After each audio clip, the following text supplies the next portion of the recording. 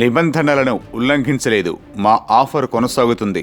Reliance Jio ఉచిత మంత్రంతో మార్కెట్లోకి వచ్చి మిగతా టెలికాం కంపెనీలకు తీవ్ర పోటీనిచ్చిన రిలయన్స్ జియో తమకు పలు అంశాలపై వివరణ ఇవ్వాల్సిందిగా టెలికాం రెగ్యులేటరీ అథారిటీ ట్రాయ్ కోరిన విషయం తెలిసిందే. రిలయన్స్ జియో ఇటీవల ప్రకటించిన హ్యాపీ న్యూ ఇయర్ ఆఫర్ను తీసుకొచ్చి తాము అందిస్తున్న 90 రోజుల ఉచిత డేటా వాయిస్ ఆఫర్ను పొడిగిస్తున్నట్లు ప్రకటించింది. ఈ నేపథ్యంలో మిగతా టెలికాం కంపెనీల నుంచి వచ్చిన ఫిర్యాదుల నేపథ్యంలో ఈ ఆఫర్ నిబంధనల ఉల్లంఘన కిందకు ఎలా రాదో జియో తమకు తెలపాలని ట్రాయ్ పేర్కొంది.